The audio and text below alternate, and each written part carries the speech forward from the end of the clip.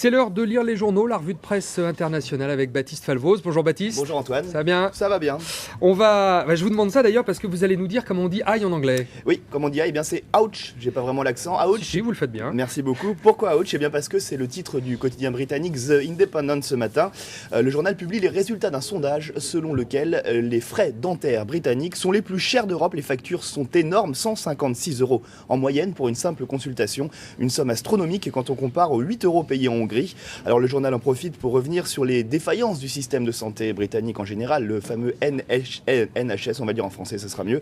Le journal rappelle qu'en 1999, le Premier ministre s'était engagé à ce que tout le monde puisse bénéficier de soins dentaires remboursés par l'équivalent de la sécurité sociale locale. Un discours qui n'a visiblement donc pas été suivi des faits. Oui, le gouvernement l'a reconnu lui-même. 2 millions de personnes ont tenté d'avoir des frais dentaires remboursés en Grande-Bretagne depuis ce fameux discours de Tony Blair, sans succès. Conséquence, des milliers de Britanniques vont se faire soigner à l'étranger. Il y a des véritables formules de tourisme dentaire, si on peut dire, pour aller tester les roulettes polonaises ou hongroises.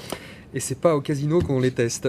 On traverse la Manche pour revenir en France. Baptiste, avec cette révélation du Figaro, Nicolas Sarkozy est invité par ses conseillers à relancer l'immigration. Oui, le journal s'est procuré le rapport de la fameuse commission Attali. Il s'agit d'un texte qui propose en fait des pistes pour relancer la croissance française.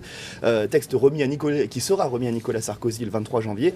Et le rapport jette effectivement un pavé dans la mare puisqu'il propose de relancer la politique d'immigration.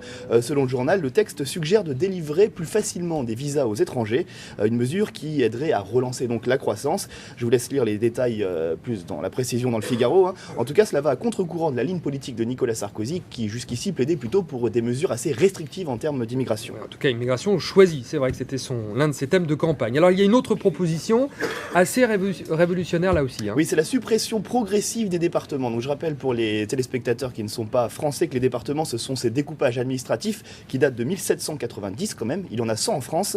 Et selon la commission Attali, les départements sont source de complications et de gaspillage financier. Il y a donc beaucoup de travail, de réflexion intellectuelle en perspective pour le gouvernement. Chef-lieu de l'Isère. On en parle. Grenoble. Je croyais que vous étiez du coin. Bon, en parlant de gouvernement, tiens, des nouvelles de Dominique de Villepin, l'ancien Premier ministre, exerce un nouveau métier. Oui, celui d'avocat. Dominique de Villepin s'est éloigné de la sphère politique ces derniers temps depuis l'arrivée au pouvoir de Nicolas Sarkozy. Et après les estrades de l'Assemblée nationale, découvre celle du prétoire. Je vous laisse regarder la photo de sa prestation de serment parue dans Libération. En robe. Très très chic en robe, effectivement.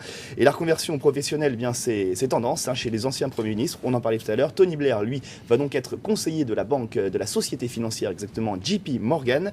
On parle même d'un contrat de travail de 500 000 livres par an, c'est assez important. Un nouveau métier qui, en tout cas, rompt avec la tradition, explique ce matin le Financial Times.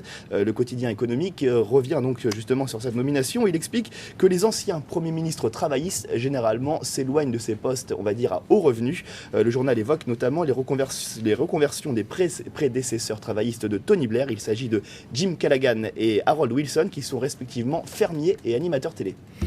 Et puis on va terminer avec l'histoire de ce New-Yorkais qui a trouvé asile, on va dire, dans un magasin Ikea. Oui, rapidement, c'est-à-dire dans Libération ce matin, ce comédien de 31 ans a donc décidé de profiter de l'accueil d'Ikea et de voir si le slogan était respecté. Ce slogan, c'est « Êtes-vous prêt à profiter de nous ?» Et donc pendant les travaux de réfection de son appartement, il a donc décidé d'habiter à Ikea. La direction s'est montrée conciliante et je vais même vous dire que les clients en fait enlèvent leurs chaussures avant d'entrer dans son nouvel appartement qui fait quand même 65 mètres carrés. Pour pas salir le tapis. Merci beaucoup Baptiste, c'était la revue de presse internationale sur France 24.